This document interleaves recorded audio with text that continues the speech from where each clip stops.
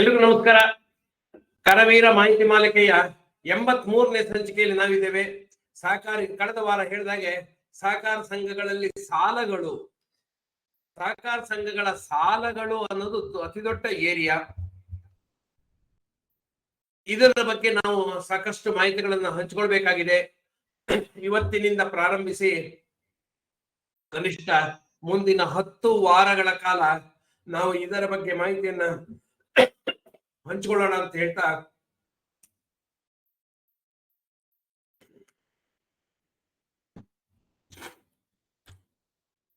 ಈ ಮಾಹಿತಿ ಮಾಲಿಕೆಯ ಸಾಲಗಳು ಅನ್ನೋ ಮಾಲಿಕೆಯನ್ನ ಸುಮಾರು 10 ಕಂತುಗಳಲ್ಲಿ ನಾನು ವಿಸ್ತಾರ ಮಾಡಬೇಕು ಅನ್ನೋದು ನನ್ನ ಯೋಚನೆ. ಪ್ರಾಥಮಿಕವಾಗಿ 10ಕ್ಕಿಂತ ಹೆಚ್ಚಾಗಬಹುದೇ ವಿನಃ ಕಡಿಮೆ ಆಗ್ಲಿಕ್ಕಿಲ್ಲ. ಹಾಗಾಗಿ ಇದನ್ನ ತಾವೆಲ್ಲರೂ ಭಾಗವಹಿಸಬೇಕು. ಮತ್ತೆ ಇದರಲ್ಲಿ ಏನೇನು ನಾವು ಪ್ರಸ್ತುತಪಡಿಸ್ತಾ ಇದೀವಿ ಅನ್ನೋದನ್ನ ಈ ಮಾಲಿಕೆಯಲ್ಲಿ ಹೇಳ್ತೀನಿ. ನಾನೀಗ ಮಾಲಿಕೆಯಲ್ಲಿ ಮೊದಲನೇದಾಗಿ ಸಹಕಾರ ಸಂಘಗಳಲ್ಲಿ ಸಾಲ, ಅದರ ಪರಿಚಯಾತ್ಮಕ ವಿವರಣೆ ಅಂದ್ರೆ ಇಂಟ್ರಡಕ್ಟರಿ ಚಾಪ್ಟರ್ ನಾವು ಮಾಡೋಣ ಇವತ್ತು. ಅದನ್ನೇ ಮಾಡೋಣ ಅಂತ ಅನಿಸ್ತಾ ಇದೆ. ಹಾಗೆ ಸಹಕಾರ ಸಂಘಗಳಲ್ಲಿ ಸಾಲಗಳ ವರ್ಗೀಕರಣ ಅಂದ್ರೆ ಕ್ಲಾಸಿಫಿಕೇಶನ್ ಆಫ್ ಲೋನ್ಸ್, ಅದ್ರ ಬಗ್ಗೆ ಒಂದಿಷ್ಟು ಮಾಹಿತಿಗಳನ್ನು ತಿಳ್ಕೊಳ್ಳೋಣ. ಆಮೇಲೆ ಸಾಲಗಳ ನಿಯಮಾವಳಿಗಳ ಅಂಶಗಳು, ಸಾಲಗಳಿಗೆ ನಿಯಮಾವಳಿಗಳು ಇರಬೇಕು ಅನ್ನೋದು ನಮ್ಗೆಲ್ಲರಿಗೂ ಗೊತ್ತಿದೆ. ಅದರ ಅಂಶಗಳು ಯಾವ್ದ್ಯಾವ್ದು ಅಂತ ತಿಳ್ಕೊಳ್ಳೋಣ. ಹಾಗೆ ವಿವಿಧ ಸಾಲಗಳ ಕುರಿತ ವಿವರಣೆಗಳು, ಅಂದ್ರೆ ಬೇರೆ ಬೇರೆ ಸಾಲಗಳಿಗೆ ಬೇರೆ ಬೇರೆ ನಿಯಮಗಳು, ಬೇರೆ ಬೇರೆ ರೀತಿ ನೀತಿಗಳು, ಬೇರೆ ಬೇರೆ ವಿಧಗಳು ಇದ್ದಾವೆ. ಅವುಗಳ ಬಗ್ಗೆ ಎಲ್ಲ ತಿಳ್ಕೊಳ್ತಾ ಬರೋಣ. ವಿವಿಧ ಸಾಲಗಳು ಅಂದ್ರೆ ಬೇರೆ ಬೇರೆ 18 ಸಾಲಗಳ ವಿವಿಧ ಸಾಲಗಳಿದಾವೆ. ಅವುಗಳ ಬಗ್ಗೆ ತಿಳ್ಕೊಳ್ತಾ ಹೋಗೋಣ. ಹಾಗೆ ಸಾಲ ನಿರ್ವಹಣೆ ಹ್ಯಾಕ್ ಮಾಡ್ಬೇಕು, ಅದರ ವಿವಿಧ ಹಂತಗಳು, ಸಾಲ ಅರ್ಜಿ ಸ್ವೀಕಾರ, ಮಂಜೂರಾತಿ, ಬಿಡುಗಡೆ, ಆಮೇಲೆ ನಿರ್ವಹಣೆ, ವಸೂಲಾತಿ, ಈ ರೀತಿ ಅನೇಕ ಹಂತಗಳಿದ್ದಾವೆ. ಅವುಗಳ ಬಗ್ಗೆ ತಿಳ್ಕೊಳ್ತಾ ಹೋಗೋಣ. ಹಾಗೆ ಸಾಲ ನಿರ್ವಹಣೆಯಲ್ಲಿ ದಾಖಲೆಗಳ ಮಹತ್ವ ಏನು, ಯಾಕೆ ದಾಖಲೆಗಳು ಬೇಕು, ಹೇಗೆ ಮೇಂಟೈನ್ ಮಾಡಬೇಕು ಅನ್ನೋದ್ರ ಬಗ್ಗೆ ಒಂದಿಷ್ಟು ಮಾಹಿತಿಗಳನ್ನು ತಿಳ್ಕೊಳ್ತಾ ಹೋಗೋಣ. ಹಾಗೆ ಸಾಲಗಳ ಮೇಲಿನ ಬಡ್ಡಿಗೋಸ್ಕರನೇ ನಾವು ಸಾಲ ನೀಡುವಂಥದ್ದು. ಹಾಗಾಗಿ ಬಡ್ಡಿ ಅಂದ್ರೆ ಏನು, ಬಡ್ಡಿ ದರ ಅಂದ್ರೆ ಏನು, ಲೆಕ್ಕಾಚಾರ ಹೇಗೆ, ವಸೂಲಿ ಹೇಗೆ, ಅದನ್ನ ದಾಖಲಿಸೋದು ಹೇಗೆ, ದಂಡ ಬಡ್ಡಿ ಅಂದ್ರೇನು, ಡಿಲೇಡ್ ಇಂಟರೆಸ್ಟ್ ಅಂದ್ರೆ ಏನು, ಇವುಗಳನ್ನೆಲ್ಲ ವಿಚಾರ ಮಾಡ್ಕೊಳ್ತಾ ಬರೋಣ. ಅದ್ರದ್ದು ಹೇಗೆ ಇದು ಮಾಡ್ಬೇಕು ಅಂತ. ಆಮೇಲೆ ಈ ಸಾಲ ನಿರ್ವಹಣೆಯಲ್ಲಿ ಮಂಡಳಿಯ ಪಾತ್ರ ಏನು, ಸಿಬ್ಬಂದಿಗಳ ಪಾತ್ರ ಏನು, ಸಾಲ ಪಡೆದ ಸದಸ್ಯರ ಪಾತ್ರ ಏನು, ಇವುಗಳ ಬಗ್ಗೆ ಕೂಡ ನಾವು ಮಾಹಿತಿಗಳನ್ನ ಹಂಚ್ಕೊಳ್ಳೋಣ, ಒಂದಿಷ್ಟು ಮಾಹಿತಿಗಳನ್ನ. ಹಾಗೆ ಸಾಲದ ಅರ್ಜಿ ನಮೂನೆಗಳಲ್ಲಿ ಇರಲೇಬೇಕಾದಂತಹ ವಿಚಾರಗಳು ಯಾವುದು, ಅರ್ಜಿ ನಮೂನೆ ನಮಗೆ ಅತಿ ಮುಖ್ಯವಾದ ದಾಖಲೆ ಆಗತ್ತೆ ಒಂದು ಸಾಲದ ದಾಖಲೆಗಳಲ್ಲಿ. ಹಾಗಾಗಿ ಆ ಪ್ರಕ್ರಿಯೆಯಲ್ಲಿ ಸಾಲ ಅರ್ಜಿ ನಮೂನೆಯ ಪ್ರಾಮುಖ್ಯತೆ ಏನು, ಅದು ಹೇಗಿರಬೇಕು, ಅದ್ರ ಬಗ್ಗೆ ಒಂದಿಷ್ಟು ಮಾಹಿತಿಗಳನ್ನ ತಿಳ್ಕೊಳ್ಳೋಣ. ಹಾಗೆ ಸಾಲದ ಪ್ರಕ್ರಿಯೆಯಲ್ಲಿ ಮಂಜೂರಾತಿ, ಬಿಡುಗಡೆ, ನಿರ್ವಹಣೆ ಕ್ರಮಗಳು ಏನೇನಿರ್ಬೇಕು, ಹೇಗೆ, ಅದ್ರ ಬಗ್ಗೆ ಒಂದಿಷ್ಟು ಮಾಹಿತಿಗಳನ್ನ, ಅದರಲ್ಲಿ ಏನೇನ್ ಮಾಡ್ಬೇಕು ಮಾಡಬಾರ್ದು ಅನ್ನೋದನ್ನ. ಹಾಗೆ ಮರುಪಾವತಿ ಬಗ್ಗೆ, ಬಾಕಿ ಸುಸ್ತಿಗಳ ಬಗ್ಗೆ, ಬಾಕಿ ಅಂದ್ರೇನು, ಸುಸ್ತಿ ಅಂದ್ರೇನು, ವಸೂಲಾತಿ ಪ್ರಕ್ರಿಯೆಗಳು ಹೇಗಿರುತ್ತೆ, ಮತ್ತೆ ವ್ಯಾಜ್ಯ ಇದ್ರೆ ವ್ಯಾಜ್ಯ ದೂರು ನಿರ್ವಹಣೆ ಹೇಗೆ, ಸಾಲ ಇತ್ಯರ್ಥ, ವ್ಯಾಜ್ಯ ದೂರು ನಿರ್ವಹಣೆ ಬೇರೆ, ಸಾಲ ಇತ್ಯರ್ಥ ಕ್ರಮಗಳು ಬೇರೆ, ಒನ್ ಟೈಮ್ ಸೆಟಲ್ಮೆಂಟ್ ಈ ತರದೆಲ್ಲ ಬರೋದು ಸಾಲ ಇತ್ಯರ್ಥ ಕ್ರಮಗಳಲ್ಲಿ, ಆ ತರದ ಏನೇನು ಅಂತ. ಆಮೇಲೆ ಬಡ್ಡಿ ರಿಯಾಯಿತಿ, ಬಡ್ಡಿ ಮನ್ನಾ, ಏಕಕಾಲೀನ ಪಾವತಿ, ಒನ್ ಟೈಮ್ ಸೆಟಲ್ಮೆಂಟ್, ಇದೆಲ್ಲ ಹೇಗೆ ವರ್ಕ್ ಆಗತ್ತೆ, ಯಾವ ಅಂಶಗಳನ್ನ ನಾವು ಗಮನಿಸಲಿಟ್ಕೊಳ್ಬೇಕು ಅಂತ. ಹಾಗೆ ಸಾಲಗಳಲ್ಲಿ ಗಮನಿಸಬೇಕಾದಂತ ಅಂಶಗಳು ಏನೇನಿದೆ, ಅದ್ರ ಬಗ್ಗೆ ಏನೇನು ಅಂತ ಯೋಚನೆ ಮಾಡ್ತಾ ಬರೋಣ. ಹಾಗೆ ಸಾಲಗಳಿಗೆ ಅನ್ವಯಿಸುವಂತಹ ಕಾಯ್ದೆ ಯಾವುದು, ಯಾವ್ಯಾವ ಸಾಲಗಳಿಗೆ, ಅಂದ್ರೆ ಬೇರೆ ಬೇರೆ ಸಾಲಗಳಿಗೆ ಬೇರೆ ಬೇರೆ ಕಾಯ್ದೆಗಳು ಅನ್ವಯಿಸುತ್ತೆ. ನಮ್ಮ ಸಹಕಾರಿ ಕಾಯ್ದೆ ಅಲ್ಲದೆ ಬೇರೆ ಬೇರೆ ಕಾಯ್ದೆಗಳ ಕೆಲವೊಂದು ನಿಯಮಗಳು ಅನ್ವಯಿಸುತ್ತೆ. ಅವುಗಳ ಬಗ್ಗೆ ತಿಳ್ಕೊಳ್ಳೋಣ, ಅವು ಯಾವುದು ಅಂತ. ಹಾಗೆ ಅವುಗಳ ಅನುಪಾಲನೆ ಹೇಗೆ ಮಾಡ್ಬೇಕು ಅದರಲ್ಲಿ. ಆಮೇಲೆ ಸಾಲಗಳ ವಿಷಯದಲ್ಲಿ ಡೂಸ್ ಅಂಡ್ ಡೋಂಟ್ಸ್, ಮಾಡೋ ಮತ್ತು ಮಾಡದಿರುಗಳು, ಏನು ಮಾಡಬಹುದು, ಏನೇನ್ ಮಾಡ್ಲೇಬೇಕು, ಏನ್ ಮಾಡಬಾರ್ದು, ಇದಿಷ್ಟನ್ನು ನಾವು ತಿಳ್ಕೊಳ್ಳೋಣ. ಜೊತೆಗೆ ಸ್ನೇಹಿತರೆ, ನಿಮಗೆ ಸಹಕಾರ ಸಂಘಗಳಲ್ಲಿ ಇದೀರಿ ನೀವೀಗಾಗಲೇ, ಈ ವಿಷಯಗಳು ಅಲ್ಲದೆ ಇನ್ನು ಯಾವ್ದಾದ್ರು ವಿಷಯಗಳು ಬೇಕು, ಅವುಗಳ ಬಗ್ಗೆ ವಿವರಣೆ ಬೇಕು ಹಂಗ ಅನ್ಸಿದ್ರೆ, ನಿಮ್ಮ ಡೌಟ್ಗಳು ಏನಿದೆ ಅದನ್ನ ಮೊದಲೇ ಕಳಿಸಿದ್ರೆ, ಟೋಟಲಿ ಸಾಲ ಪ್ರಕ್ರಿಯೆಯಲ್ಲಿ ನಿಮ್ದು ಯಾವುದೇ ಹಂತದ ಡೌಟ್ಗಳಿದ್ರೆ ಅದನ್ನ ಕಳಿಸಿ, ಅದನ್ನ ನಾನು ಆರ್ಗನೈಸ್ ಮಾಡಿ ಅದನ್ನ ಯಾವ್ಯಾವ ವಿಭಾಗದಲ್ಲಿ ತಗೊಳ್ಬೇಕು ಅಂತ ನೋಡ್ಕೊಂಡು ಅವುಗಳ ಬಗ್ಗೆ ಸಾಕಷ್ಟು ವಿಷಯಗಳ ಸಂಗ್ರಹಣೆ ಮಾಡಿ ನಿಮಗೆ ಅದು ಮುಂದಿನ ಯಾವುದೋ ಒಂದು ಸಂಚಿಕೆಯಲ್ಲಿ ಅದನ್ನು ಸೇರಿಸಿಕೊಂಡು ಅವುಗಳನ್ನ ಪ್ರಸ್ತುತಿ ಮಾಡಲಿಕ್ಕೆ ಪ್ರಯತ್ನ ಮಾಡ್ತೇನೆ. ಹಾಗಾಗಿ ನಿಮ್ಗೆ ಈಗಲೇ ನಾನು ಒಂದು ರಿಕ್ವೆಸ್ಟ್, ಸಂಘದಲ್ಲಿ ಸಾಲಗಳ ಬಗ್ಗೆ ಇರುವಂತಹ ಯಾವುದೇ ಅನುಮಾನಗಳು ಸಣ್ಣದಿರ್ಲಿ ದೊಡ್ಡದಿರ್ಲಿ ಅದನ್ನ ನೀವು ನನಗೆ ನಮ್ಮ ವಾಟ್ಸಪ್ ಮೂಲಕ ಕಳಿಸಿದ್ರೆ ಅಥವಾ ಬೇರೆ ಬೇರೆ ದಾಖಲೆಗಳ ಮೂಲಕ ಕಳಿಸಿದ್ರೆ ನನಗೆ ಅದು ಅನುಕೂಲ ಆಗತ್ತೆ. ಆ ಕ್ರಮಗಳ ಬಗ್ಗೆ ಏನಿದೆ ಅಂತೇಳಿ ಯಥಾವತ್ತಾಗಿ ಅಂದ್ರೆ ಅದನ್ನು ವಿಶ್ಲೇಷಣೆ ಮಾಡಿ ಅದಕ್ಕೆ ಬೇಕಾದಂತಹ ಮಾಹಿತಿಗಳನ್ನು ಸಂಗ್ರಹಿಸಿ, ಈಗ ಆಭರಣ ಸಾಲದ ಬಗ್ಗೆ ನಿಮ್ಗೊಂದು ಡೌಟ್ ಇದೆ ಅಂತ ಇಟ್ಕೊಳ್ಳಿ, ಆ ಬಗ್ಗೆ ಹೇಳಿದ್ರೆ ಆಭರಣ ಸಾಲದಲ್ಲಿ ಏನೇನು ನಿಯಮಗಳಿದಾವೆ, ಯಾಕೆ ಇಂತ ಹೀಗೆ ಮಾಡ್ಬೇಕು, ಯಾಕೆ ಮಾಡಬಾರ್ದು ಅನ್ನೋದನ್ನೆಲ್ಲ ಸಂಗ್ರಹಿಸಿ ನಾನು ನಿಮ್ಗೆ ಹೇಳಲಿಕ್ಕೆ ಅನುಕೂಲ ಆಗತ್ತೆ. ಹಾಗೆ ಈ ಸಾಲದ ಪ್ರಕ್ರಿಯೆಯಲ್ಲಿ ಯಾವುದೇ ವಿಚಾರದಲ್ಲಿ ನಿಮಗೆ ಏನೇ ಡೌಟ್ ಇದ್ರು ನನಗೆ ಬರೆದು ಕಳಿಸಿ. ಆವಾಗ ನನಗೆ ಮುಂದಿನ ಹಂತದಲ್ಲಿ ಅವುಗಳ ಬಗ್ಗೆ ವಿಶ್ಲೇಷಣೆ ಮಾಡಿ ನಿಮಗೆ ಮಾಹಿತಿಗಳನ್ನ ಸಂಪೂರ್ಣ ಮಾಹಿತಿಗಳನ್ನು ಕೊಡ್ಲಿಕ್ಕೆ ಅನುಕೂಲ ಆಗತ್ತೆ ಅಂತ ನಿಮ್ಮಲ್ಲಿ ನಿವೇದನೆ ಮಾಡ್ಕೊಳ್ತಾ ಇದ್ದೀನಿ. ಈಗ ಸಾಲದ ವಿಚಾರಕ್ಕೆ ಹೋಗೋಣ. ಇವತ್ತಿನ ಅವಧಿಯಲ್ಲಿ ಸಾಲದ ಒಂದಿಷ್ಟು ಅಂಶಗಳನ್ನು ನೋಡ್ತಾ ಬರೋಣ. ಮೊದಲನೇದು, ಸಾಲಗಳ ಸಹಕಾರ ಸಂಘದಲ್ಲಿ ಸಾಲ ಒಂದು ಪರಿಚಯಾತ್ಮಕ ವಿವರಣೆ. ಅಂದ್ರೆ ಸಾಲ ಅಂದ್ರೆ ಏನು, ಅರ್ಥ ಮತ್ತು ಹಿನ್ನೆಲೆ ಅವುಗಳ ಬಗ್ಗೆ ತಿಳ್ಕೊಳ್ತಾ ಬರೋಣ. ಸಾಲದ ಮೂಲಭೂತ ಪರಿಕಲ್ಪನೆಗಳು ಹೇಗಿದೆ ಅಂದ್ರೆ, ಪರಿಕಲ್ಪನೆ ಅಂದ್ರೆ ಕಾನ್ಸೆಪ್ಟ್. ಸಾಲದ ಪ್ರಾಥಮಿಕವಾಗಿ ಏನೇನು ಕಾನ್ಸೆಪ್ಟ್ಗಳು ಸಾಲದಲ್ಲಿ ಇರ್ತದೆ, ಒಂದು ಸಾಲ ಅಂದ್ರೆ ಏನು, ಅದರ ಮೂಲಭೂತ ಪರಿಕಲ್ಪನೆಗಳೇನು, ಅದರ ಕಾನ್ಸೆಪ್ಟ್ ಹೇಗೆ ಡೆವಲಪ್ ಆಯ್ತು, ಹೇಗೆ ಬಂತು, ಸಾಲದ ಅದ್ರ ಬಗ್ಗೆ ತಿಳ್ಕೊಳ್ಳೋಣ. ಹಾಗೆ ಸಾಲದ ಅಗತ್ಯ ಮತ್ತು ಉದ್ದೇಶ. ಸಾಲ ನೀಡುವವರಿಗೆ ಸಾಲ ನೀಡುವಂತ ಅಗತ್ಯ ಯಾಕಿದೆ, ಸಾಲ ಪಡೆಯುವವರಿಗೆ ಸಾಲ ಪಡೆಯುವಂತ ಅಗತ್ಯ ಏನಿದೆ, ಅದ್ರ ಉದ್ದೇಶಗಳು ಏನು, ಸಾಲ ನೀಡುವವರ ಉದ್ದೇಶ ಏನು, ಸಾಲ ಪಡೆಯುವವರ ಉದ್ದೇಶ ಏನು, ಇದನ್ನು ತಿಳ್ಕೊಳ್ಳೋಣ. ಹಾಗೆ ಸಹಕಾರ ಸಂಘಗಳಲ್ಲಿ ಹೆಚ್ಚಿನದಾಗಿ ಪತ್ತಿನ ಸಹಕಾರ ಸಂಘಗಳಲ್ಲಿ ಸಾಲಗಳಿಗೆ ಏನ್ ಇಂಪಾರ್ಟೆನ್ಸ್ ಇದೆ, ಯಾಕೆ ಸಾಲಗಳು ಅತ್ಯಂತ ಇಂಪಾರ್ಟೆಂಟ್ ಇದಾಗತ್ತೆ, ಇವುಗಳ ಬಗ್ಗೆ ಇವತ್ತಿನ ಅವಧಿಯಲ್ಲಿ ತಿಳ್ಕೊಳ್ತಾ ಹೋಗೋಣ. ಮೊದಲನೇದಾಗಿ ಸಾಲದ ಅರ್ಥ ಮತ್ತು ಹಿನ್ನೆಲೆ, ಮೀನಿಂಗ್ ಅಂಡ್ ಬ್ಯಾಕ್ ಗ್ರೌಂಡ್. ಸಾಲ ನಾವು ತುಂಬಾ ಸಾರಿ ಕೇಳಿದೀವಿ ಸಾಲ ಅಂದ್ರೆ ಏನು ಅಂತ, ಆದ್ರೆ ನಿಮಗೆ ಅದರ ಅರ್ಥ ಮತ್ತು ಹಿನ್ನೆಲೆಯನ್ನು ಹೇಳಿದ್ರೆ ನಿಮ್ಗೆ ಬಹುಶಃ ಆಶ್ಚರ್ಯ ಪಡ್ತೀರಿ. ಇದು ಸಾಲನ ಸರ್, ಸಾಲದ ಅರ್ಥ ಹೀಗ ಅಂತ. ನಾವೆಲ್ಲ ಅನ್ಕೊಂಡಿದೀವಿ ಏನಂದ್ರೆ ಸಾಲ ಅಂದ್ರೆ ದುಡ್ಡನ್ನು ತಗೊಳ್ಳುವಂಥದ್ದು ಅಂತ. ಅಲ್ಲ, ಸಾಲ ಅಂದ್ರೆ ಅದರ ಅರ್ಥನೇ ಬೇರೆ ಇದೆ. ಸಾಲದ ಪರಿಕಲ್ಪನೆ ಅಥವಾ ಕಾನ್ಸೆಪ್ಟ್ ಏನಿದೆ ಅಂತ ಹೇಳ್ತೀನಿ ನೋಡಿ. ಆವಾಗ ನಿಮಗೆ ಸಾಲ ಅನ್ನೋದು ಅಥವಾ ಕ್ರೆಡಿಟ್ ಅನ್ನೋದು, ನಾವು ಕ್ರೆಡಿಟ್ ಪತ್ತಿನ ಅಂತ ಪತ್ತು ಅಂತ ಪದವನ್ನು ಉಪಯೋಗಿಸ್ತೀವಿ, ಕ್ರೆಡಿಟ್ ಅಂತ ಹೇಳಿ ಪದ ಉಪಯೋಗಿಸ್ತೀವಿ, ಅದಕ್ಕೆ ಸಾಲ ಅಂತಾನು ಪದ ಇದೆ ಅಲ್ವಾ. ಹಾಗಾಗಿ ಆ ಸಾಲ ಹೇಗ್ ಬಂತು, ಏನ್ ಬಂತು, ಸಾಲ ಅನ್ನೋ ಪದ ಕ್ರೆಡೋ ಅನ್ನೋ ಲ್ಯಾಟಿನ್ ಭಾಷೆಯ ಒಂದು ಪದದಿಂದ ಬಂದಿದೆ. ಕ್ರೆಡೋ ಅನ್ನೋ ಪದ, ಕ್ರೆಡೋ ಅನ್ನೋದು ಲ್ಯಾಟಿನ್ ಪದ, ಅದರಿಂದಾಗಿ ನಮಗೆ ಕ್ರೆಡಿಟ್ ಅನ್ನೋ ಪದ ಬಂತು. ಆ ಕ್ರೆಡಿಟ್ ಅನ್ನ ನಾವು ಸಾಲ ಅಂತ ಅರ್ಥೈಸ್ಕೊಟ್ವಿ. ನಾವು ಕನ್ನಡದಲ್ಲಿ ಸಾಲ ಅಂತೀವಿ, ಇಂಗ್ಲಿಷ್ ನಲ್ಲಿ ಕ್ರೆಡಿಟ್ ಅಥವಾ ಲೋನ್ ಅಂತೀವಿ. ಇದರ ಈ ಕ್ರೆಡೋ ಅನ್ನೋದು ಪದದ ಅರ್ಥ ಏನು ಅಂದ್ರೆ ನಿಮಗೆ ಆಶ್ಚರ್ಯ ಪಡುತ್ತೆ. ಸಾಲಕ್ಕೂ ಈ ಪದಕ್ಕೂ ಹೀಗಿದೆಯಾ ಸರ್, ಇದು ಈ ಹಿನ್ನೆಲೆಯಲ್ಲಿ ಬಂದಿದ್ದ ಇದು ಸಾಲ ಅನ್ನೋ ಪದ ಅಂತ. ಕ್ರೆಡೋ ಅಂದ್ರೆ ನಾನು ನಂಬ್ತೇನೆ ಅಂತ, ಐ ಬಿಲೀವ್. ಐ ಬಿಲೀವ್ ಅಂದ್ರೆ ಒಂದು ನಂಬಿಕೆಯ ಆಧಾರದಲ್ಲಿ ಹುಟ್ಟಿಕೊಂಡಿರುವಂತಹ ಒಂದು ವ್ಯಾವಹಾರಿಕ ಪದ್ಧತಿ ಈ ಸಾಲ. ಅಂದ್ರೆ ಸಾಲ ಅಂದ್ರೆ ಬರೀ ಹಣ ಕೊಡೋದು ಅಥವಾ ತಗೊಳ್ಳೋದು ಅಲ್ಲ. ಈ ಕ್ರೆಡಿಟ್ ಅಥವಾ ಸಾಲ ಅಂದ್ರೆ ನಾನು ನಿನ್ನನ್ನು ನಂಬ್ತೇನೆ ಅಂದ್ರೆ ಪರಸ್ಪರ ನಂಬಿಕೆಯ ಮೇಲೆ ಆಗುವಂತ ಒಂದು ವ್ಯವಹಾರ. ಪರಸ್ಪರ ನಂಬಿಕೆ, ಇಲ್ಲಿ ಅತಿಯಾದ ನಂಬಿಕೆ, ಅತಿ ಮುಖ್ಯವಾದ ಇದಿರುವಂತದ್ದೇನು ಈ ಕಲ್ಪನೆಯಲ್ಲಿ, ನಂಬಿಕೆ.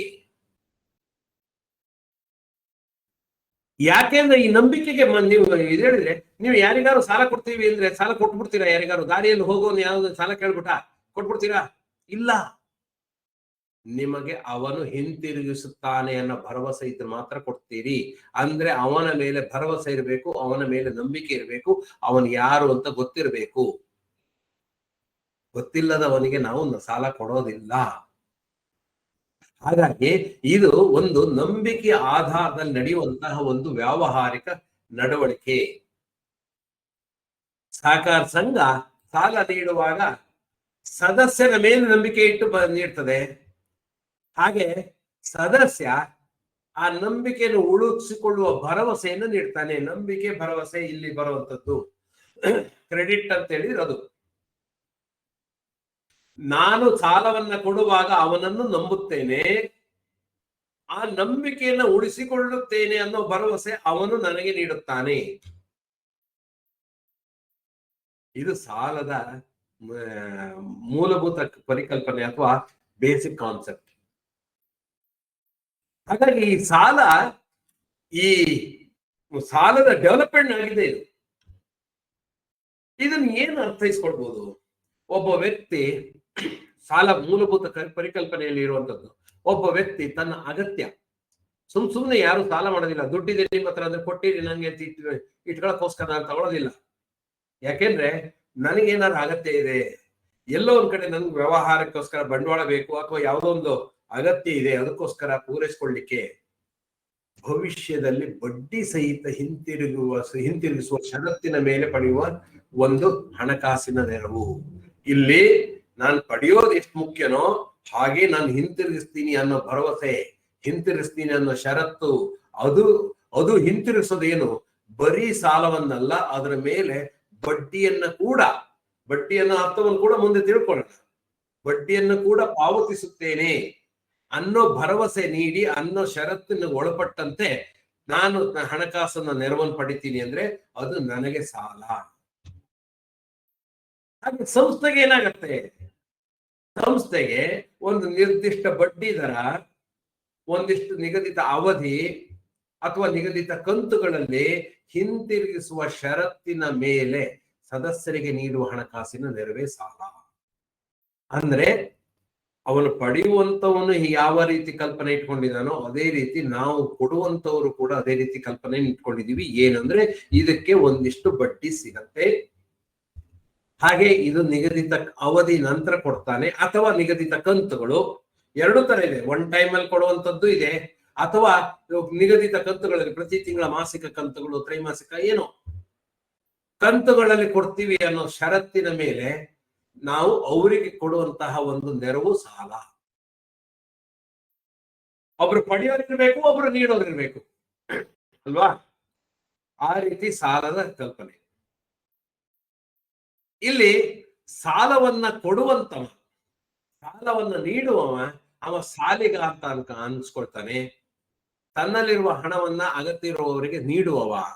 ಇಲ್ಲಿ ನಮ್ಮ ಈ ರೆಫರೆನ್ಸ್ ಅಲ್ಲಿ ಏನಾಗತ್ತೆ? ಪತ್ತಿನ ಸಹಕಾರಿ ಸಂಘಗಳು ಅಥವಾ ಸಹಕಾರಿ ಸಂಘಗಳು ತನ್ನಲ್ಲಿರುವ ಹಣವನ್ನ ಅಗತ್ಯವಿರುವ ತನ್ನ ಸದಸ್ಯರಿಗೆ ನೀಡುತ್ತದೆ. ಹಾಗಾಗಿ ಸಾಲಿಗ ಯಾರಾಗ್ತಾರೆ? ಸಂಸ್ಥೆ ಆಗತ್ತೆ, ಅಥವಾ ಸಾಲ ನೀಡುವವನು ಆಗ್ತಾನೆ. ಸಂಸ್ಥೆಗೆ ತನ್ನಲ್ಲಿರುವ ಹಣ ಅಂದ್ರೆ ಎಲ್ಲಿಂದ ಬಂತು? ಅದಕ್ಕೆ ಠೇವಣಿ ಮೂಲಕ ಸಂಗ್ರಹಣೆ ಮಾಡಿದ್ದು. ಷೇರು ಅಥವಾ ಠೇವಣಿಗಳ ಮೂಲಕ ಸಂಗ್ರಹಣೆಯಾದಂತಹ ಹಣವನ್ನ ಸಾಲದ ರೂಪದಲ್ಲಿ ನೀಡಿ ಆದಾಯ ಗಳಿಸುತ್ತೆ. ಅದು ಪತ್ತಿನ ಸಹಕಾರ ಸಂಘಗಳು ಮಾಡುವಂತ ಕೆಲಸ. ಪತ್ತಿನ ಸಹಕಾರ ಸಂಘಗಳು ಅಂದ್ರೆ ಠೇವಣಿ ಸ್ವೀಕಾರ, ಸಾಲ ನೀಡುವಿಕೆ ಎರಡೂ ಇದ್ದರೆ ಅದು ಪತ್ತಿನ ಸಹಕಾರ. ಪತ್ತು ಅನ್ನೋ ಪದದಲ್ಲಿ, ಕ್ರೆಡಿಟ್ ಅನ್ನೋ ಪದದಲ್ಲಿ ಠೇವಣಿನೂ ಬರ್ತದೆ. ಠೇವಣಿಗಳ ಬಗ್ಗೆ ಮಾತನಾಡುವಾಗ ಅದನ್ನು ಹೇಳ್ತೀನಿ, ಮತ್ತೆ ಇದೇ ಡೆಫಿನಿಷನ್ ಅಲ್ಲೂ ಬರ್ತದೆ. ಠೇವಣಿ ಅಂದ್ರೂ ಕೂಡ ಅಲ್ಲೂ ನಾವು ಹೇಗೆ ಸಾಲಗಾರರ ಮೇಲೆ ಭರವಸೆ ಇಟ್ಟು ನಂಬಿಕೆ ಇಟ್ಟು ಕೊಡ್ತೀವಿ, ಮತ್ತು ಸಾಲಗಾರರು ನಮಗೊಂದು ಭರವಸೆ ಕೊಡ್ತಾರೆ, ಹಾಗೆ ಠೇವಣಿ ಸ್ವೀಕಾರದ ಸಮಯದಲ್ಲಿ ನಾವು ಠೇವಣಿ ಸ್ವೀಕಾರ ಅವರಿಗೆ ನಾವು ಭರವಸೆ ಕೊಡ್ತೀವಿ, ನಿಮ್ಮ ನಿಗದಿತ ಅವಧಿ ನಂತರ ಬಡ್ಡಿ ಸೇರಿಸಿ ಕೊಡ್ತೀವಿ ಅಂತೇಳಿ. ಅಂದ್ರೆ ನಾವು ಸದಸ್ಯರಿಂದ ಸಾಲದ ರೂಪದಲ್ಲಿ ಸಂಗ್ರಹಿಸಿರ್ತೀವಿ. ನಾವು ಅದು ನಮ್ಗೊಂಥರ ಸಾಲನೇ ಅದು. ಆಗ ಆ ಠೇವಣಿದಾರ ಸಾಲಿಗನಾಗ್ತಾನೆ, ಅವನು ಸಾಲ ಕೊಟ್ಟಂಗಾಗ್ತಾನೆ. ಅದು ಠೇವಣಿಗಳ ಬಗ್ಗೆ ಮುಂದೆ ಕೂಡ ಸಾಕಷ್ಟು ವಿವರಣೆಗಳು ಬರುತ್ತೆ. ಅದನ್ನ ನಾನು ವಿವರಿಸುವಾಗ ಅದನ್ನು ಹೇಳ್ತೀನಿ. ಠೇವಣಿ ಕೊಡುವಂಥದ್ದು ಮತ್ತು ಸಾಲ ಕೊಡುವಂಥದ್ದು ಎರಡದು ಕ್ರೆಡಿಟ್, ಪತ್ತಿನ ವ್ಯವಹಾರ, ಕ್ರೆಡಿಟ್ ವ್ಯವಹಾರ. ಕ್ರೆಡಿಟ್ ಅಂದ್ರೆ ನಂಬಿಕೆಯ ವ್ಯವಹಾರ. ಅವನಿಗೆ ಕ್ರೆಡಿಟ್ ವರ್ದಿನೆಸ್ ಇಲ್ಲ, ಅವನಿಗೆ ನಂಬಿಕೆ ಇಲ್ಲ, ಅವನು ನಂಬಿಕೆಗೆ ಯೋಗ್ಯನಲ್ಲ ಅಂತ ಹೇಳ್ತಾರೆ. ಕ್ರೆಡಿಟ್ ಅಂದ್ರೆ ಠೇವಣಿ ತಗೊಳ್ಳೋದು ಕೂಡ ಕ್ರೆಡಿಟೇ, ಸಾಲ ನೀಡುವುದು ಕ್ರೆಡಿಟೇ. ಹಾಗಾಗಿ ಎರಡು ಕ್ರೆಡಿಟ್ ಅನ್ನೋ ಇದರ ಡೆಫಿನಿಷನ್ ಅಲ್ಲಿ ಬರುತ್ತೆ. ಸೊ ಸಾಲ ಪಡೆಯುವ ಯಾರು? ಸಾಲಗಾರ, ಸಾಲಿಗ ಮತ್ತು ಸಾಲಗಾರ. ತನ್ನ ಅವಶ್ಯಕತೆಗಾಗಿ ಹಣವನ್ನು ಎರವಲು ಪಡೆಯುವಂತಹ one who borrows money, one who borrows money for his necessities. ಅವನು ತನ್ನ ಅವಶ್ಯಕತೆಗೋಸ್ಕರ ಎರವಲು ಪಡೆಯುವಂತವನು ಠೇವಣಿದಾರ, ಸಾಲಗಾರ ಆಗ್ತಾನೆ. ಅಂದ್ರೆ ಸಹಕಾರ ಸಂಘದ ಸದಸ್ಯ ಆಗಿರ್ಬೇಕು. ಸಂಘದಿಂದ ತನಗೆ ಬೇಕಾದ ಆರ್ಥಿಕ ಸಹಾಯವನ್ನು ಸಾಲದ ಮೂಲಕ ಪಡಿತಾನೆ, ಅವನು ಸಾಲಗಾರ. ಈ ಸಾಲದಲ್ಲಿ ಹೇಗಿದೆ ಕಲ್ಪನೆ ಅಂತ ನೋಡಿ. ಒಬ್ಬ ಸದಸ್ಯ ಅವನು ಓನರು ಆಗಿರ್ತಾನೆ, ಮಾಲೀಕನೂ ಆಗಿರ್ತಾನೆ, ಹಾಗೆ ಸಾಲಗಾರನು ಆಗ್ಬೋದು, ಠೇವಣಿದಾರನು ಆಗ್ಬೋದು, ಮೂರು ಒಟ್ಟಿಗೆ ಆಗ್ಬೋದು. ನಾನೊಂದಿಷ್ಟು ಠೇವಣಿ ಕೂಡ ಇಟ್ಟಿದ್ದೀನಿ, ಹಾಗೆ ನನಗೆ ಅಗತ್ಯ ಇದೆ, ಒಂದಿಷ್ಟು ಸಾಲವನ್ನು ಪಡೆದಿದ್ದೀನಿ. ಠೇವಣಿ ಇಡುವವರು ಸಾಲ ಪಡೆಯುವಂತಿಲ್ಲ, ಅಥವಾ ಸಾಲ ಪಡೆಯುವವರು ಠೇವಣಿ ಇಡುವಂತಿಲ್ಲ. ಇಲ್ಲ, ನಾನೊಂದಿಷ್ಟು ಠೇವಣಿಗಳನ್ನು ಇಟ್ಟಿರ್ತೀನಿ, ಹಾಗೆ ನಾನು ಸಾಲವನ್ನು ಪಡಿತೀನಿ, ಹಾಗೆ ನಾನು ಷೇರನ್ನು ಹಾಕಿರ್ಲೇಬೇಕು. ಅಂದ್ರೆ ಒಬ್ಬನೇ ಮನುಷ್ಯ ಮಾಲೀಕನೂ ಆಗಬಹುದು, ಸಾಲಿಗನೂ ಆಗಬಹುದು, ಸಾಲಗಾರನೂ ಆಗಬಹುದು. ಸಾಲಗಾರ ಯಾವಾಗತ್ತಾನವನು? ಸಾಲವನ್ನು ಪಡೆದಾಗ. ಸಾಲಿಗ ಯಾವಾಗತ್ತಾನೆ? ಅವನು ಠೇವಣಿಯನ್ನಿಟ್ಟಾಗ ಅವನು ಸಾಲಿಗ. ಅಂದ್ರೆ ಮೂರು ರೋಲನ್ನು ಒಬ್ಬ ಮನುಷ್ಯನೇ ನಿರ್ವಹಿಸಬಹುದು. ಇದು ಸಾಲದ ಪತ್ತಿನ ಸಹಕಾರಿಗಳಲ್ಲಿರುವಂತ. ಅದೇ ಬ್ಯಾಂಕ್ನಲ್ಲಿ ಅಥವಾ ಬೇರೆ ಕಡೆ ನಿಮ್ಗೆ ಮೂರಕ್ಕೂ ಅವಕಾಶ ಇಲ್ಲ. ಹಬ್ಬಬ್ಬ ಅಂದ್ರೆ ಎರಡು. ಠೇವಣಿ ಇಡ್ಬೋದು, ಸಾಲ ಪಡಿಬಹುದು, ಮಾಲೀಕನಾಗ್ಲಿಕ್ಕೆ ಆಗಲ್ಲ. ಕಂಪನಿಗಳಲ್ಲಿ ಕಂಪನಿ ಶೇರ್ ಹೋಲ್ಡರ್ ಆಗಿದ್ರು ನಿಮ್ಗೆ ಪೂರ್ಣ ಪ್ರಮಾಣದ ಮಾಲೀಕ ಅಂತ ಹೇಳೋದಿಲ್ಲ. ಯಾಕೆಂದ್ರೆ ಕಂಪನಿಗಳಲ್ಲಿರುವಂತಹ ಶೇರ್ ಕಾನ್ಸೆಪ್ಟೇ ಬೇರೆ, ನಮ್ಮಲ್ಲಿರುವಂತಹ ಶೇರ್ ಕಾನ್ಸೆಪ್ಟೇ ಬೇರೆ. ಹಾಗಾಗಿ ಇನ್ನು ಈ ಸಾಲದ ಅಗತ್ಯ ಮತ್ತು ಉದ್ದೇಶ.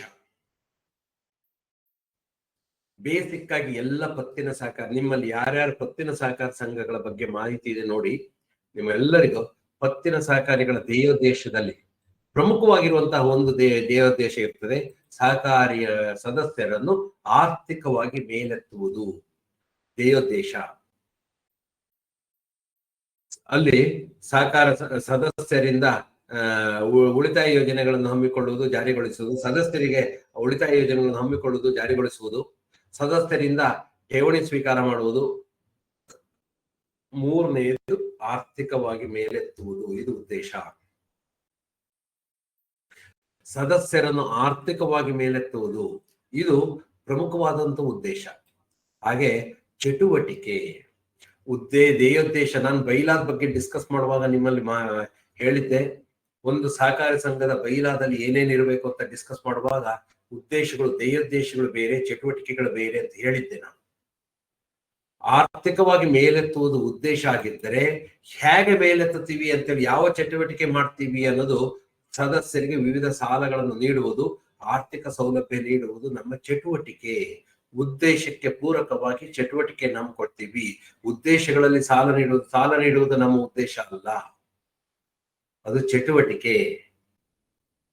ಸಾಲ ಆರ್ಥಿಕವಾಗಿ ಮೇಲೆತ್ತುವುದು, ಅವರಿಗೆ ಆರ್ಥಿಕ ಸೌಲಭ್ಯ ಒದಗಿಸುವುದರಿಂದ ಅವರು ಆರ್ಥಿಕವಾಗಿ ಮೇಲ್ ಬರ್ತಾರೆ, ಒಂದಿಷ್ಟು ವ್ಯವಹಾರ ಮಾಡ್ತಾರೆ, ಅದರಿಂದ ಹಣ ಗಳಿಸ್ತಾರೆ, ನಮ್ಮ ಸಾಲವನ್ನು ಮರುಪಾವತಿ ಮಾಡ್ತಾರೆ, ಮತ್ತು ಅವರ ಆರ್ಥಿಕ ಸ್ಥಿತಿ ಉತ್ತಮಗೊಳ್ಳುತ್ತೆ ಅನ್ನೋದು ನಮ್ಮ ಉದ್ದೇಶ. ಅದು ಚಟುವಟಿಕೆ ಏನ್ ಮಾಡ್ತೀವಿ ಇದು.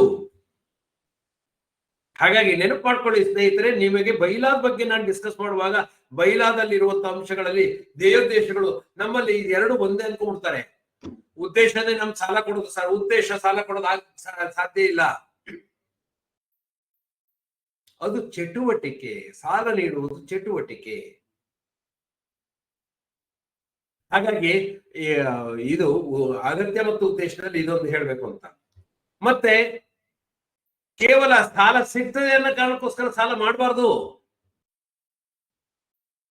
ಯಾವತ್ತು ಸಾಲ ಸಿಗತ್ತೆ ಅನ್ನೋ ಕಾರಣಕ್ಕೋಸ್ಕರ ಸಾಲ ಮಾಡಬಾರ್ದು.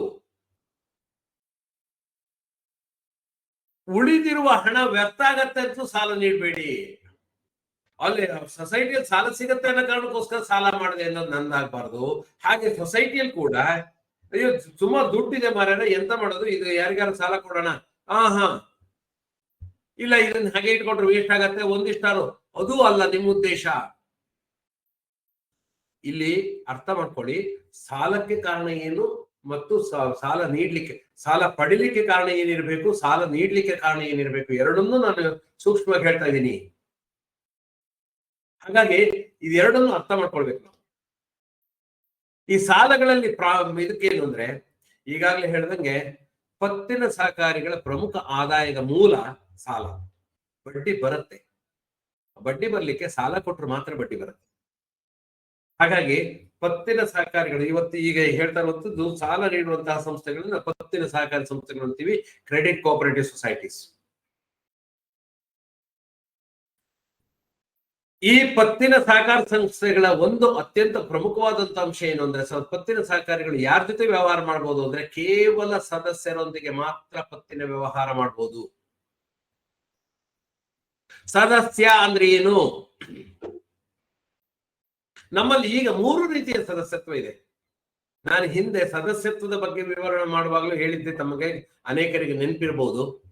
ಸದಸ್ಯ ಅಂದ್ರೆ ಸಾಮಾನ್ಯ ಸದಸ್ಯ, ರೆಗ್ಯುಲರ್ ಮೆಂಬರ್, ಸಹ ಸದಸ್ಯ, ಅಸೋಸಿಯೇಟ್ ಮೆಂಬರ್, ನಾಮಿನಲ್ ಸದಸ್ಯ ಅಥವಾ ನಾಮಮಾತ್ರ ಸದಸ್ಯ, ನಾಮಿನಲ್ ಮೆಂಬರ್. ಇಲ್ಲಿ ಯಾರ ಜೊತೆಗೆ ಪತ್ತಿನ ವ್ಯವಹಾರ ಮಾಡಬಹುದು? ಯಾರು ಷೇರುದಾರ ಸದಸ್ಯರಿರ್ತಾರೆ ಅವ್ರ ಜೊತೆ ಮಾತ್ರ. ಷೇರುದಾರ ಸದಸ್ಯರಲ್ಲದಿದ್ದರೆ ಅವರೊಂದಿಗೆ ಪತ್ತಿನ ವ್ಯವಹಾರ ಸಲ್ಲದು. ಷೇರುದಾರ ಸದಸ್ಯ ಅಂದ್ರೆ ಯಾರು?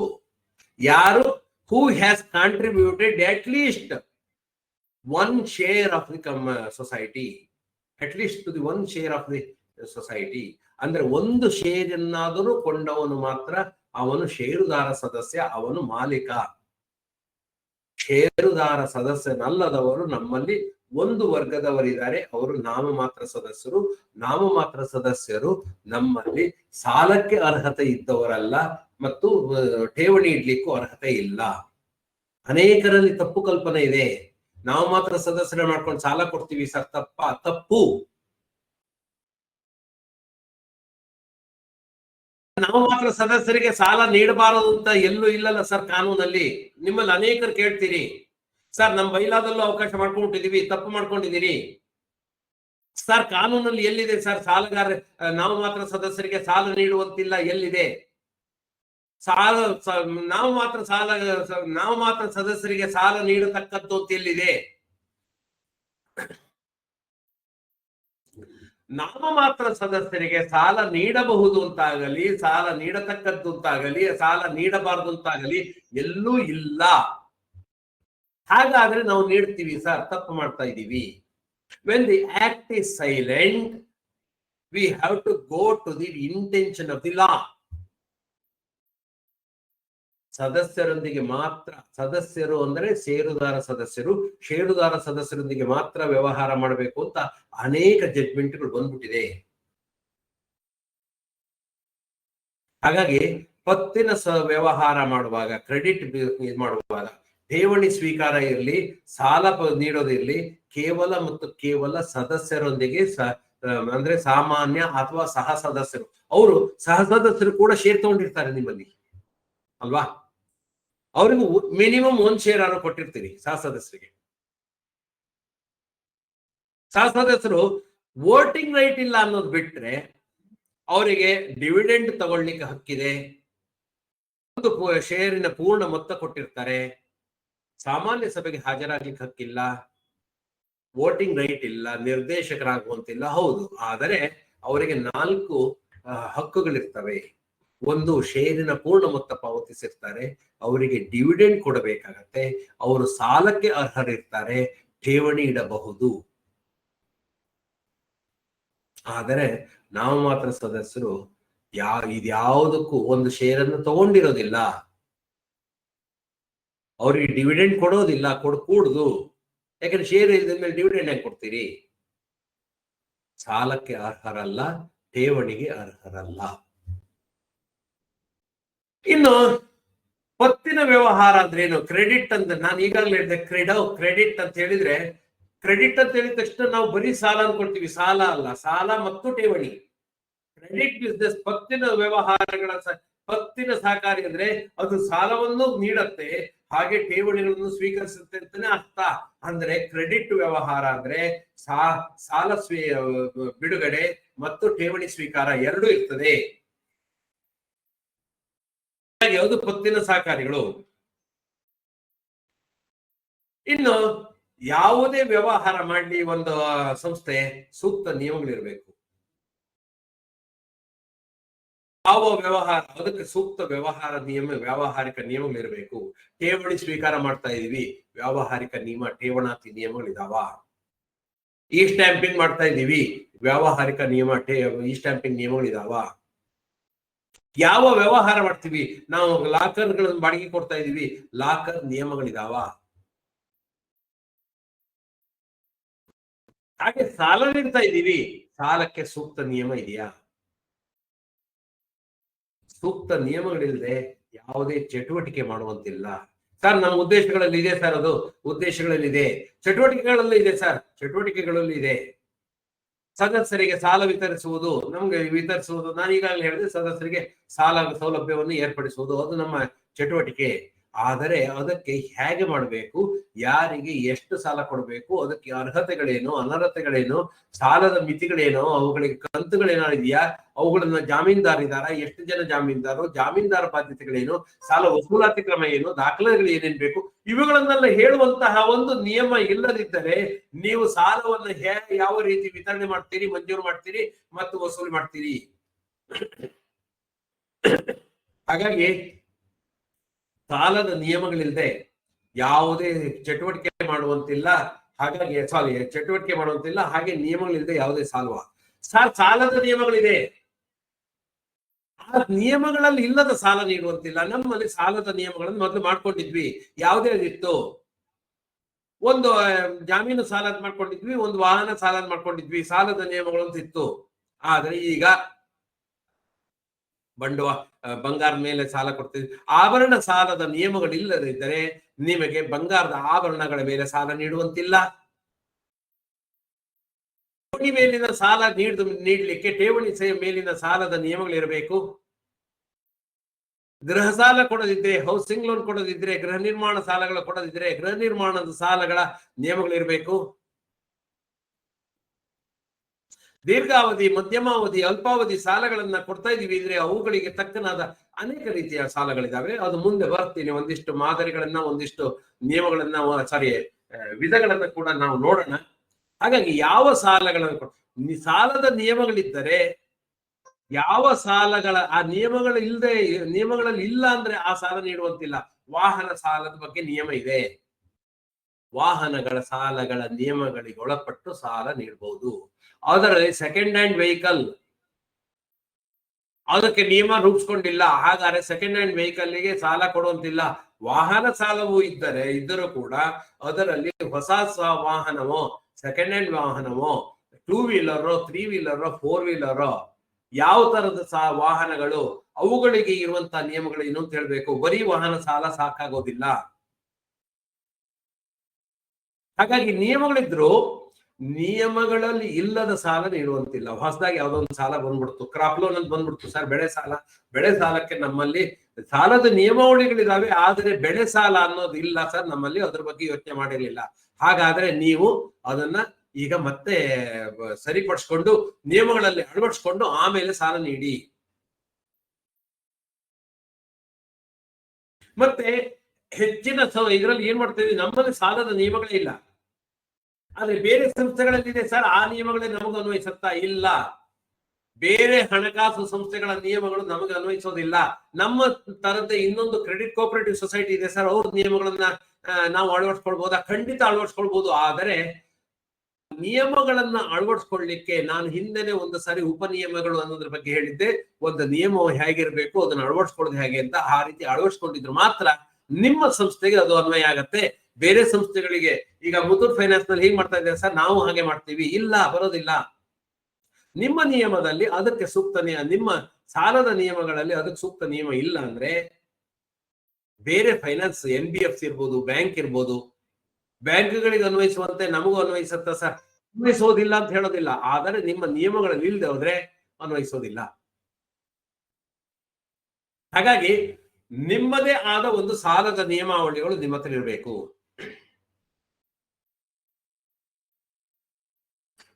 ಈ ಸಾಲ ನೀಡುವಂಥದ್ದು ಸ್ವಲ್ಪ ಈಗಾಗಲೇ ಹೇಳಿದಂಗೆ ಪತ್ತಿನ ಸಹಕಾರಿಗಳ ಒಂದು ಪ್ರಮುಖ ಚಟುವಟಿಕೆ ಸಾಲ ನೀಡೋದು.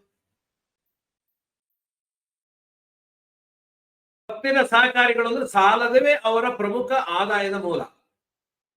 ಆದರೆ ಆ ಪತ್ತಿನ ಸಹಕಾರಿಗಳಿಗೆ ಪ್ರಮುಖ ಆರ್ಥಿಕ ಮೂಲ ಯಾವುದು ಅಂದ್ರೆ ಠೇವಣಿ. ಈ ಕಡೆ ಠೇವಣಿಗಳನ್ನು ಸ್ವೀಕಾರ ಮಾಡ್ತಾರೆ, ಈ ಕಡೆ ಸಾಲವನ್ನು ಕೊಡ್ತಾರೆ.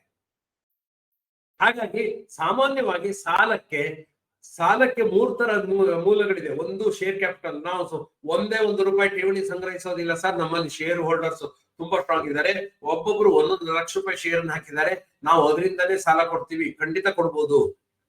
ಆದರೆ ಎಷ್ಟು ಸೊಸೈಟಿಗಳಲ್ಲಿ ಆ ರೀತಿ ನಡೆಯಕ್ಕೆ ಸಾಧ್ಯ ಇದೆ? ಠೇವಣಿ ಸಂಗ್ರಹಣೆ ಮಾಡುವಂತಹ ಸದಸ್ಯರ ವರ್ಗವೇ ಬೇರೆ, ಸಾಲ ಪಡೆಯುವಂತಹ ವರ್ಗವೇ ಬೇರೆ. ಹಾಗಾಗಿ ಎಲ್ಲರೂ ಆರ್ಥಿಕವಾಗಿ ಸದೃಢರಾಗಿರ್ತಾರೆ ಅಂತಲ್ಲ. ಕೆಲವರು ಸಾಲವನ್ನು ಅಪೇಕ್ಷೆ ಪಡ್ತಾರೆ, ಕೆಲವರು ಠೇವಣಿಗಳನ್ನು ಇಡ್ತಾರೆ ಉಳಿತಾಯ ಯೋಜನೆಗಳಲ್ಲಿ. ಹಾಗಾಗಿ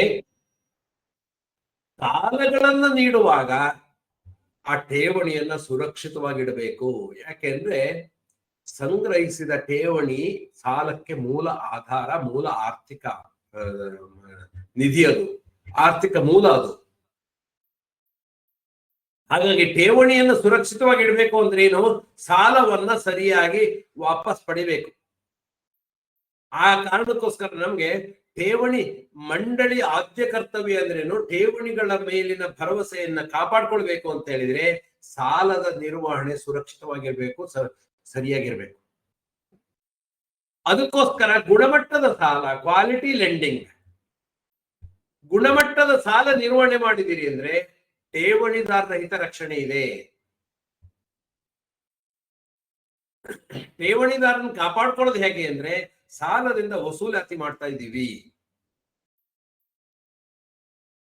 ಮತ್ತೆ ಸಾಲವನ್ನ ಕೊಡುವಂತದ್ದು ಇದು ಅನೇಕ ಬಾರಿ ಬರ್ತೀನಿ. ಯಾಕೆಂದ್ರೆ ಅನೇಕರು ನಮ್ಮಲ್ಲಿ ತಪ್ಪು ತಿಳ್ಕೊಂಡಿರೋದೇನು ಅಂದ್ರೆ ಸಾಲ ತಗೊಳ್ಳುವಂಥದ್ದು ಸದಸ್ಯನ ಕರ್ತವ್ಯ ಅಥವಾ ಹಕ್ಕು. ನೋ, ಸಂಘದಲ್ಲಿ ಆರ್ಥಿಕ ಸಾಲ ನೀಡೋದು ಒಂದು ಪ್ರಮುಖ ಚಟುವಟಿಕೆ. ಆದ್ರೆ ಸಾಲ ಪಡೆಯೋದು ಸದಸ್ಯರ ಸಾಮಾನ್ಯ ಹಕ್ಕಲ್ಲ. ಅದನ್ನು ಹಕ್ಕೊತ್ತಾಯ ಮಾಡಿ ತಗೊಳಕ್ ಬರೋದಿಲ್ಲ. ಸಾಲ ನೀಡುವಂತೆ ಏನ್ರಿ ನಮ್ಮಲ್ಲಿ ನಾನು ಅರ್ಜಿ ಸಲ್ಲಿಸಿದೀನಿ, ನಂಗೆ ಕೊಡ್ಲೇಬೇಕು, ನೋ, ಹಕ್ಕೊತ್ತಾಯ ಮಾಡ್ಲಿಕ್ಕೆ ಬರೋದಿಲ್ಲ. ಠೇವಣಿ ಇಡೋದಾಗ್ಲಿ ಸಾಲವನ್ನ ಪಡೆಯೋದಾಗಲಿ ಸದಸ್ಯರ ಹಕ್ಕೊತ್ತಾಯ ಅಲ್ಲ. ಠೇವಣಿಯನ್ನು ತಂದು ಕೊಡ್ತೀರಿ, ತಗೊಳ್ಳೇಬೇಕು, ನೀವು ಠೇವಣಿ ಕೊಟ್ಟಿದೀವಿ, ನೋ. ಅದನ್ನ ಸಂಗ್ರಹಿಸೋದಾಗ್ಲಿ ಇದನ್ನ ಬಿಡುಗಡೆ ಮಾಡೋದಾಗ್ಲಿ ಅದೆಲ್ಲದು ಆಡಳಿತ ಮಂಡಳಿಯ ವಿವೇಚನೆಗೆ ಒಳಪಟ್ಟಿದ್ದು. ಹಾಗಾಗಿ ಅದು ಅತಿ ಮುಖ್ಯವಾಗತ್ತೆ. ಈ ಕ್ರೆಡಿಟ್ ಕೋಆಪರೇಟಿವ್ ಸೊಸೈಟೀಸ್ ನಲ್ಲಿ ಸಾಲ ಯಾಕೆ ಪ್ರಾಮುಖ್ಯವಾಗತ್ತೆ? ಯಾಕೆ ಇದಕ್ಕಷ್ಟೊಂದು ಮಹತ್ವ ಸಿಗತ್ತೆ? ಯಾಕೆ ಅತಿ ಹೆಚ್ಚು ಜನ ಇದು ಕ್ರೆಡಿಟ್ ಕೋಆಪರೇಟಿವ್ ಸೊಸೈಟಿ ಮಾಡ್ತಾರೆ? ಯಾಕೆ ನೋಡೋಣ. ಮೊದಲನೇದು, ಆರ್ಥಿಕ ಪ್ರಗತಿಯ ಬೆನ್ನೆಲುಬು ಈ ಸಾಲ ನೀಡುವಂಥದ್ದು. ಸಾಲ ನೀಡೋದ್ರಿಂದ ಬೇಗ ನಮಗೆ ವಸೂಲಾತಿ ಆಗುತ್ತೆ. ಇದು ಟೈಮ್ ಟೆಸ್ಟೆಡ್ ಚಟುವಟಿಕೆ, ಆಕ್ಟಿವಿಟಿ. ಹಾಗಾಗಿ ಸಹಕಾರಿ ಸಂಘಗಳಲ್ಲಿ ಸಾಲ ನೀಡಿದರೆ ಆರ್ಥಿಕ ಬೆಳವಣಿಗೆ, ಸಹಕಾರಿ ಸಂಘದ ಆರ್ಥಿಕ ಬೆಳವಣಿಗೆ ಚೆನ್ನಾಗುತ್ತೆ.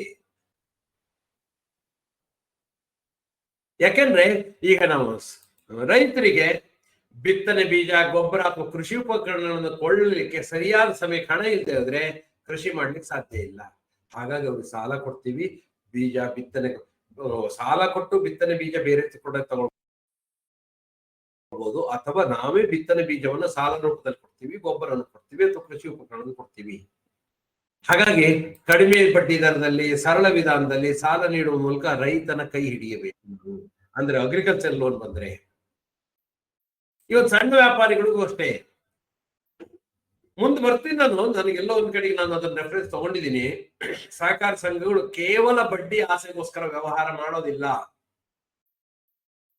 ಅತಿ ಮುಖ್ಯವಾದಂತಹ ಉದ್ದೇಶ ಏನು ಅಂದ್ರೆ, ನಮ್ಮ ಮಾಲೀಕರಾದಂತಹ ನಮ್ಮ ಸದಸ್ಯರನ್ನ ಕೈ ಬಿಡದಿರುವುದು ಅಥವಾ ಅವರನ್ನ ಮೇಲಕ್ಕೆ ಎತ್ತುವುದು.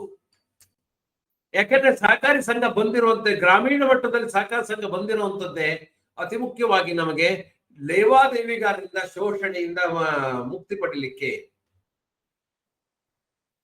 Freedom from exploitation.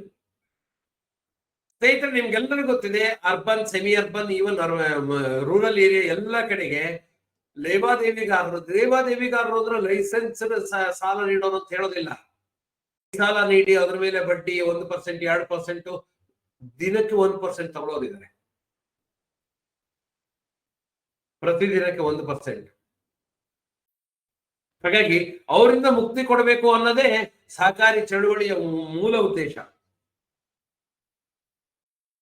Money lenders ಚಕ್ರ ಬಡ್ಡಿ, ಕಾಂಪೌಂಡ್ ಇಂಟರೆಸ್ಟ್ ಆಗ್ತಿದ್ರು, ನಿಮ್ಗೆ ಗೊತ್ತಿರ್ಬೋದು, ಈಗಲೂ ಹಾಕ್ತಾ ಇದ್ದಾರೆ, ಇಲ್ಲ ಅಂತಲ್ಲ.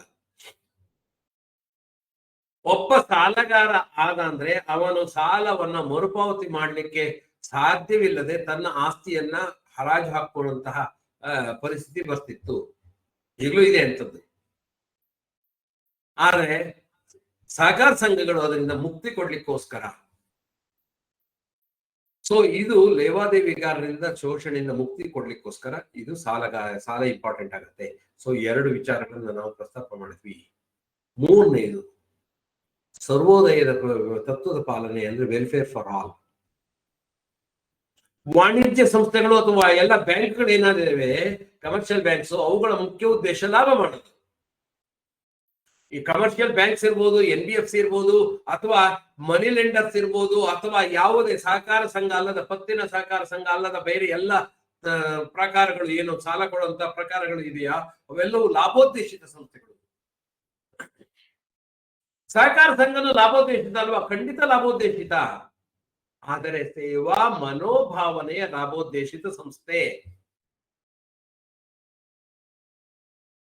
ಇಲ್ಲಿ ನೀವು ಏನ್ ಕೊಡ್ತೀರಿ ಬಡ್ಡಿ, ಅದು ಹೊರಗಿನವ್ರಿಗೆ ಹೋಗೋದಿಲ್ಲ, ಮತ್ತೆ ಲಾಭಾಂಶದ ರೂಪದಲ್ಲಿ ನಮಗೆ ಬರ್ತದೆ. ರಿಟೈನ್ಡ್ ಅರ್ನಿಂಗ್ಸ್ ಆಗಿ ಅಭಿವೃದ್ಧಿಗೋಸ್ಕರ ನಾವು ನಮ್ಮ ನಿಧಿಗಳನ್ನು ಇಡ್ತೀವಿ ನಾವು. ಹಾಗಾಗಿ ಇಲ್ಲಿ ಎಲ್ಲರಿಗಾಗಿ ನಾನು, ನನಗಾಗಿ ಎಲ್ಲರೂ ಅನ್ನೋದು ಕಾನ್ಸೆಪ್ಟ್ ನಲ್ಲಿ ವರ್ಕ್ ಆಗತ್ತೆ ಅನ್ನೋದು. ಹಾಗಾಗಿ ಸಹಕಾರ ಸಂಘದಲ್ಲಿ ಸಾಲಗಳಿಗೆ ಇದೊಂದು ಅತಿಯಾದ ಮಹತ್ವ ಇರುವಂತದ್ದು. ಇಲ್ಲಿ ನಮ್ಮ ಹಣ ನಮಗಾಗಿ, ನಮ್ಮ ಅಭಿವೃದ್ಧಿಗಾಗಿ, ನಾವೇ ಮಾಲೀಕರು, ನಾವೇ ಅನುಭವದಾರರು. ಸೊ ಮ್ಯೂಚುಯಾಲಿಟಿ ಕಾನ್ಸೆಪ್ಟ್, ಎಲ್ಲಿ contributories and beneficiaries are one and the same, ನಾವೇ ಕಾಂಟ್ರಿಬ್ಯೂಟ್ ಮಾಡ್ತೀವಿ, ನಾನೇ ಶೇರ್ ಹಾಕ್ತೀನಿ ಅಥವಾ ನಾನೇ ಠೇವಣಿ ಕೊಡ್ತೀನಿ, ಮತ್ತೆ ನಾನೇ ಸಾಲ ಪಡಿತೀನಿ. ಸದಸ್ಯನೇ ಶೇರ್ ಹಾಕ್ತಾನೆ, ಸದಸ್ಯನೇ ಠೇವಣಿ ಕೊಡ್ತಾನೆ, ಮತ್ತು ಸದಸ್ಯನೇ ಸಾಲ ಪಡುತ್ತಾನೆ. ಹಾಗಾಗಿ ಮ್ಯೂಚುಯಾಲಿಟಿ ಕಾನ್ಸೆಪ್ಟ್ ಇದೆ. ಇದು 3ನೇದು. ಮತ್ 4ನೇದು ಇನ್ಕ್ರೀಸಿಂಗ್ ಪ್ರೊಡಕ್ಟಿವಿಟಿ, ಅಂದ್ರೆ ಉತ್ಪಾದಕತೆಯನ್ನು ಹೆಚ್ಚಿಸುವಂಥದ್ದು. ಎಲ್ಲ ಸಹಕಾರ ಸಂಘಗಳ ಮೂಲ ಉದ್ದೇಶ ಉತ್ಪಾದಕ ಸಾಲಗಳಿಗೆ, ಪ್ರೊಡಕ್ಟಿವ್ ಲೋನ್ಸ್ಗಳಿಗೆ ಕೊಡಬೇಕು. ಅವನು ತೋಟ ಹಾಕ್ತಾನೆ, ಎಸ್. ಕ್ರಾಪ್ ಬೆಳಿತಾನೆ, ಎಸ್. ಅವನು ಯಾವುದೋ ಒಂದು ಉನ್ನತಿಗೋಸ್ಕರ ಮಾಡ್ತಾ ಇದ್ದಾನೆ, ವ್ಯಾವಹಾರಿಕ ಒಂದು ಆಟೋ ತಗೊಳ್ತಾನೆ, ಎಸ್. ಮನೆ ಕಟ್ತಾನೆ, ಎಸ್. ಅವನ ವ್ಯಾವಹಾರಿಕ ಉನ್ನತಿ ಆಗ್ಬೇಕು, ಆರ್ಥಿಕ ಉನ್ನತಿ ಆಗ್ಬೇಕು ಅನ್ನೋದೇ ನಮ್ಮ ಯೋಚನೆ. ಅವನ್ ಸಾಲ ಪಡೆದು ಏನೇ ಮಾಡ್ಲಿ, ಅವನ್ ಬಾವಿ ತೋಡಿಸ್ತಾನೆ ಅಥವಾ ಹಸು ಅಥವಾ ಟ್ರ್ಯಾಕ್ಟರ್ ತಗೊಳ್ತಾನೆ, ಅವನ ವಾರ್ಷಿಕ ಆದಾಯ ಜಾಸ್ತಿ ಆಗುತ್ತೆ, ಪ್ರೊಡಕ್ಟಿವಿಟಿ ಜಾಸ್ತಿ ಆಗುತ್ತೆ. ಹಾಗಾಗಿ ಅವನು ಆರ್ಥಿಕವಾಗಿ ಸದೃಢಗೊಳ್ತಾನೆ. ಇದು ನಮ್ಮ ಆರ್ಥಿಕವಾಗಿ ಮೇಲೆತ್ತುವುದು ಅನ್ನೋ ಉದ್ದೇಶ. ಹಾಗಾಗಿ 4ನೇದು ಉತ್ಪಾದಕತೆಯನ್ನು ಹೆಚ್ಚಿಸುವಂಥದ್ದು, ಇನ್ಕ್ರೀಸಿಂಗ್ ಪ್ರೊಡಕ್ಟಿವಿಟಿ. ಜೊತೆಗೆ ಉಳಿತಾಯ ಮನೋಭಾವನೆಯನ್ನು ತೋರಿಸೋದು. ಸೊ ಇಲ್ಲಿ ನಿಮ್ಗೆ ಒಂದ್ಸಲ ವಿಚಿತ್ರ ಅನ್ಬೋದು, ಸರ್ ನಿಮಗೆ ಸಾಲ ತಗೊಳ್ಳೋರ್ಗೆ ಹೇಗೆ ಉಳಿತಾಯ ಮನೋಭಾವನೆ ಬರುತ್ತೆ ಅಂತ. ಎನ್ಕರೇಜಿಂಗ್ ಥ್ರಿಫ್ಟ್ ಅಂಡ್ ಸೇವಿಂಗ್ಸ್ ಅಂತ ಹೇಳಿದ್ರೆ ಸಾಲ ತಗೊಳ್ಳೋರು ಹೆಂಗ್ ಉಳಿತಾಯ ಮಾಡ್ತಾರೆ ಸರ್? ಉಳಿತಾಯ ಮಾಡುವಂಥದ್ದು ಎಷ್ಟೋ ಸಾರಿ ಸಾಲ ತಗೊಳ್ಳುವಂಥದ್ದು it indirectly makes him to save more. ನನ್ನಲ್ಲಿ ಏನು ಹಣ ಇಲ್ಲ, ನಾನು ಈಗ ಸಾಲ ತಗೊಂಡು ಒಂದು ವ್ಯವಹಾರ ಶುರು ಮಾಡಿದ್ರೆ ಸಾಲವನ್ನ ರೀಪೇಮೆಂಟ್ ಮಾಡದೆ ಇದ್ರೆ ಅದು ನನ್ನ ಉಳಿತಾಯ ಆಗ್ತಾ ಹೋಗುತ್ತೆ. ಯಾಕಂದ್ರೆ ಸಾಲ ಒಂದು ಹಂತದಲ್ಲಿ ನಿಲ್ಲಾಗತ್ತೆ. ನಾನು ಮಾಡಿರುವ ವ್ಯವಹಾರ ಅಥವಾ ಆಸ್ತಿ ಅಥವಾ ಏನು ಯಾವ್ದಕ್ಕೆ ಹೂಡಿಕೆ ಮಾಡಿದ್ದೇನೋ ಅದು ನನ್ನ ಹತ್ರ ಇರ್ತದೆ. So that much I have saved. ಈ ಸಾಲ ಉಳಿತಾಯವನ್ನು ಕಲಿಸುತ್ತೆ. ಯಾಕಂದ್ರೆ ಕಂತುಗಳು ಕೊಡ್ತಾ ಇದೆಯಲ್ಲ ಇದು, ಅದು ಉಳಿತಾಯದ ಒಂದು ಭಾಗ. ನನ್ನ ಹತ್ರ ಏನೂ ದುಡ್ಡಿರ್ಲಿಲ್ಲ, ಈಗ 10 ಲಕ್ಷ ರೂಪಾಯಿ ಸಾಲ ಪಡೆದಿದ್ದೀನಿ, ನಿಯಮಿತವಾಗಿ 1 ಲಕ್ಷ 2 ಲಕ್ಷ 3 ಲಕ್ಷ ಒಂದೊಂದೇ ಕಂತುಗಳನ್ನು ಪಾವತಿ ಮಾಡ್ತಾ ಹೋದೆ ಅಂದ್ರೆ 1 ಲಕ್ಷ 2 ಲಕ್ಷ 3 ಲಕ್ಷ ಸೇವಿಂಗ್ ಮಾಡ್ತಾ ಹೋದೆ ಅಂತ 10 ಲಕ್ಷ ಸಾಲ ತೀರಿದಾಗ ನನ್ನ ಹತ್ರ 10 ಲಕ್ಷ ವರ್ತ್ ಆಸ್ತಿ ಇರ್ತದೆ. 10 ಲಕ್ಷಕ್ಕಿಂತ ಸ್ವಲ್ಪ ಕಡಿಮೆನೂ ಇರ್ಬೋದು, ಇಲ್ಲ ಅಂತ.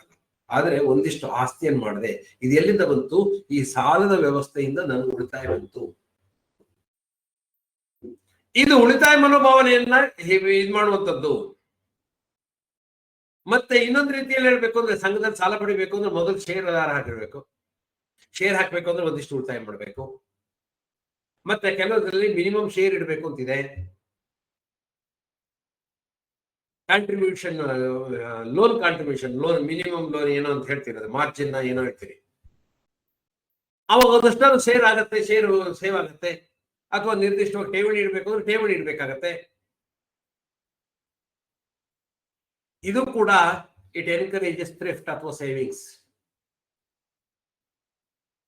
ಜೊತೆಗೆ ಸಾಲ ಮರುಪಾವತಿ ಮಾಡ್ಲಿಕ್ಕೆ ಒಂದು ಶಿಸ್ತಿದೆ. ಯಾಕೆಂದ್ರೆ ಪ್ರತಿ ತಿಂಗಳು ಇಂಥ ನಿಗದಿತ ದಿನಾಂಕದೊಳಗೆ ಕೊಡ್ಬೇಕು ಅಂತ ಹೇಳಿದ್ರೆ ಆ ಆರ್ಥಿಕ ಆ ಶಿಸ್ತನ್ನು ನಾನು ಅಳವಡಿಸ್ಕೊಂಡೆ ಅಂದ್ರೆ ನನ್ನಲ್ಲಿ ಒಂದು ಆರ್ಥಿಕ ಶಿಸ್ತು ಬೆಳವಣಿಗೆ ಆಗತ್ತೆ. ಉಳಿತಾಯದ ಮಹಾ ಅಗತ್ಯವನ್ನ ಕಲ್ಸತ್ತೆ ಅದು. ಸೊ ಇದು 5ನೇ ಉದ್ದೇಶ. 6ನೇದು ಮೀಟಿಂಗ್ ಲೋಕಲ್ ನೀಡ್ಸ್. ಯೂಶುವಲಿ ಬ್ಯಾಂಕ್ಗಳು ಅಥವಾ ದೊಡ್ಡ ದೊಡ್ಡ ಹಣಕಾಸು ಸಂಸ್ಥೆಗಳು ಎಲ್ಲೋ ಇರ್ತವೆ, ಅವ್ರ ಕೇಂದ್ರ ಕಚೇರಿಯಲ್ಲಿ ಎಲ್ಲೋ ಇರ್ತವೆ, ಅಲ್ಲಿ ಅವುಗಳ ನೀತಿ ನಿರ್ಧಾರ ಆಗತ್ತೆ.